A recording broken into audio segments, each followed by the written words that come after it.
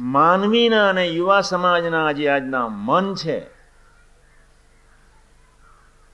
એટલા બધા ગંદા થઈ રહ્યા છે, એ બિચારાને ખબર જ નથી કે મારે કેમ જીવવું જોઈએ. ગામે ગામ અમે ફરીએ, સત્સંગીની ઘરે અમે પધરામણી બી જઈએ, અને સત્સંગીના દીકરીઓના જ્યારે ઇતિહાસો અમારી પાસે આવે, દીકરાઓના જ્યારે પરિચયમાં અમે આવીએ, ત્યારે ઘણીવાર ખૂબ દર્દ બી થાય. ઘર સત્સંગીનું કહેવાતું હોય, નિષ્ઠાવાન બી હોય, સત્સંગને અર્થે જીવન જીવતો બી હોય,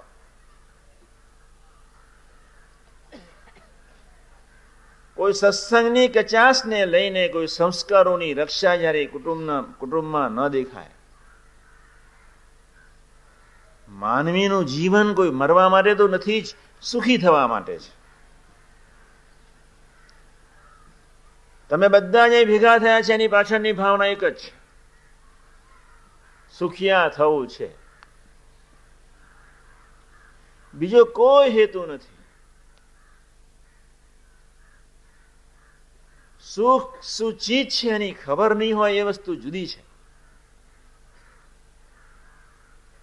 સુખિયા થવું છે એ હકીકત છે, તે માટે આપણે સૌ ભેગા થયા છે.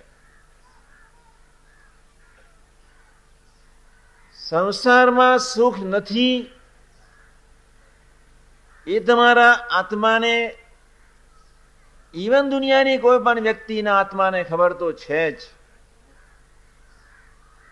કે આ દુનિયામાં, સંસારમાં કોઈ વ્યક્તિ સુખી નથી.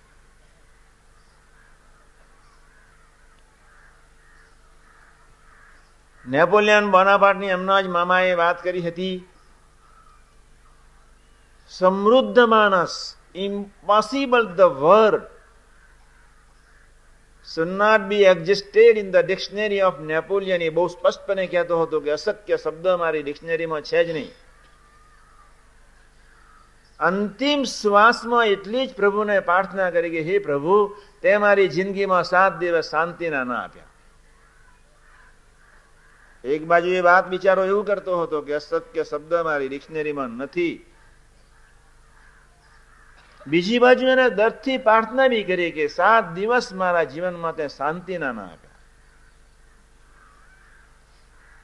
હમણાં થોડા દિવસો પહેલા 2400 કરોડ રૂપિયા જેની બેંકોમાં જમા, એ 3 વર્ષની એક નાની બાળકીને છોડીને ઝેર લઈ લીધો. એની નામની મને ખબર નથી, દવે સાહેબે હમણાં જ વાત કરી હતી મને. હું જયારે 87માં અમેરિકા ગયો ત્યારે મામા બધું ઇતિહાસ લિસ્ટ રાખે. 25 મલ્ટી મિલિયનર, કરોડોપતિ, કઈક ઓફિસર, વૈજ્ઞાનિક, એવા પૈસા પાત્ર માણસોએ જાતે જ બુલેટથી આપઘાત કર્યા. આ વાતને બહુ છંછેડવાની જરૂર નથી. યુવા સમાજ બહુ સ્પષ્ટપણે સમજી લે કે દુનિયાની કોઈ વ્યક્તિ સુખી નથી. આપણે જ્યારે ખરેખર સુખી થવા માટે જ સત્સંગ કરીએ છીએ ત્યારે આપણા જીવનમાં 2-3 ચીજ સહજ હોવી જોઈએ જ. શિબિરમાં તમને બધાને લઈ આવવા પાછળની ભાવના, એક સમાગમે કરીને તમારા જીવનમાં એક વિવેક પ્રગટે. હું વચનામૃત પ્રથમ 18 અને 16ની વાત ખૂબ કરું છું. એક વાત સાંભળી લેજો કાન ઉઘાડા રાખીને. 1957 કે 6 હશે, 56-57ની સાલની એ વાત. વડોદરાની ધરતી પર યોગીજી મહારાજને ઓળખનાર ખાલી ફક્ત 5 જ ઘર હતા. સૌરાષ્ટ્ર એક્સપ્રેસમાં અમારે બોમ્બે તરફ બાપા જઈ રહ્યા હતા. અમે બધા યુવકો ત્યાં પહોંચી ગયા હતા. વેઇટિંગ રૂમમાં, ફર્સ્ટ ક્લાસની રૂમમાં સ્વામીજી ખુરશી પર બેઠા હતા. 10 યુવકો, બધા આખા શરીર, 2 યુવકો માથા ઉપર, 2 યુવકો હાથ પર, 2 યુવકો કેડ પર, પગ ઉપર, પંજા ઉપર, 10 યુવકો સ્વામીજીનું પગ, આખું શરીર અમે ધીમે ધીમે દાબી રહ્યા હતા. એટલામાં સ્ટેશન માસ્ટર આવ્યા અને સ્વામીજી યાર્ડમાં સૌરાષ્ટ્ર એક્સપ્રેસે એન્ટ્રી લીધી. સિગ્નલની અંદર તમે બહાર આવો, આપણે ફર્સ્ટ ક્લાસનો કમ્પાર્ટમેન્ટ જ્યાં ઊભો રહેવાનો છે ત્યાં આપણે જઈએ.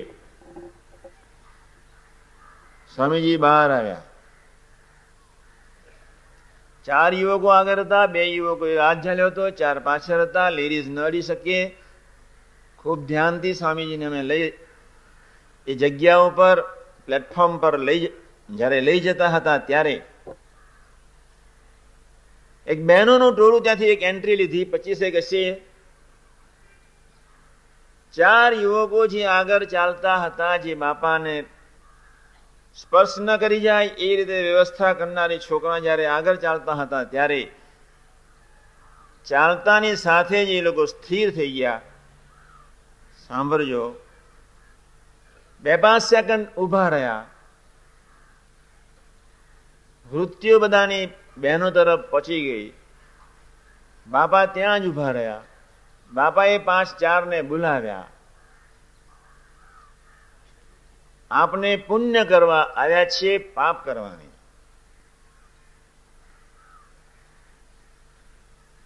પછી સ્વામીજીએ એક્સપ્રેસ આવ્યો એટલે ફર્સ્ટ ક્લાસમાં બેસાડી દીધા.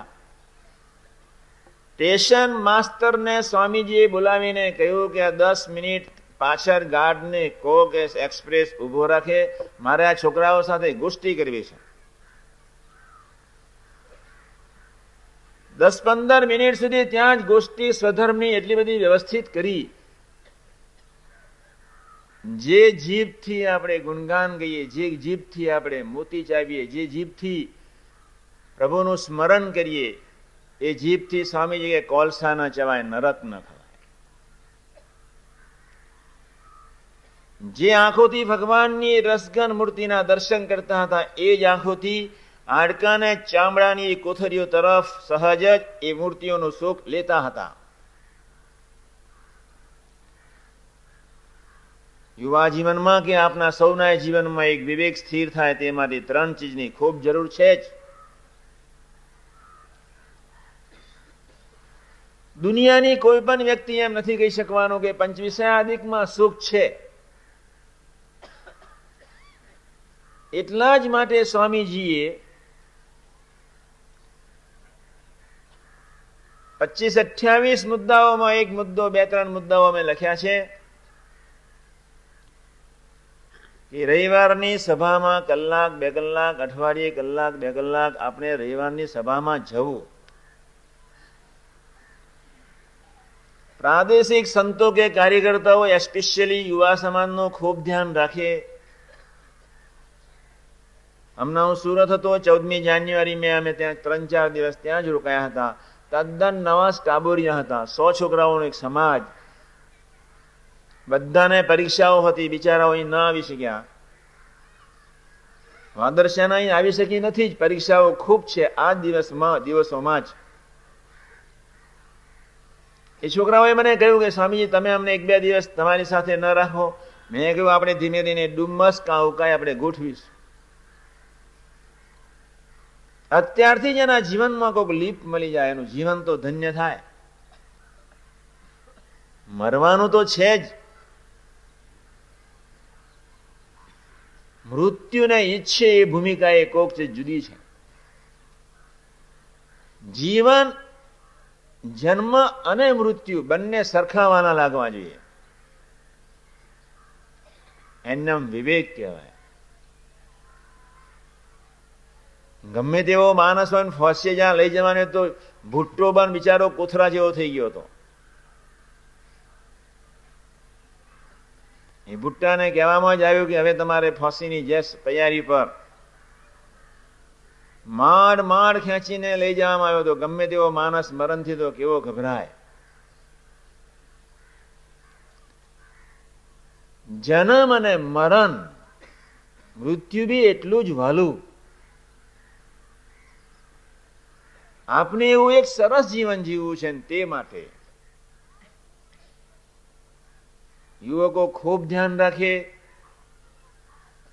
કે યોગીજી મહારાજની જે આજ્ઞા કોઈ પણ સંજોગોમાં કલાક 2 કલાક, છેવટે 2, છેવટે 5, છેવટે 10 પત્રિકા વાંચીએ, થોડું વિચારીએ, ધૂન કરીએ, કીર્તન ગાઈએ. એ પ્રદેશના સંત કે ભગવદીની સાથે એવી આત્મીયતા વધે તે માટે એકધારી રુચિ રાખી. મા બાપની બી ફરજ છે કે દીકરા દીકરીઓ એવા યોગમાં રહે તે માટે એમને પણ પ્રયત્નો અને સાથ સંપૂર્ણ આપી દેવો જોઈએ જ. કળિયુગની ભયંકર ગંદી અસર છે. જીભે કરીને ન બોલાય એવા નારકી પ્રસંગો